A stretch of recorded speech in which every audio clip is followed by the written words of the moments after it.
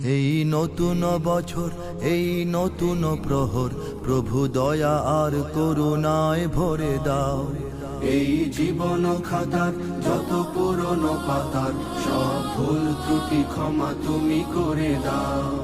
এই নতুন বছর, এই নতুন প্রহর, প্রভু দয়া আর করুণায় ভরে দাও। এই জীবন খাতার যত পুরনো পাতার সব ভুল ত্রুটি ক্ষমা তুমি করে দাও। যত অমানবতা, যত অশালীনতা, যত পঙ্কিলতার দিন হোক শেষ।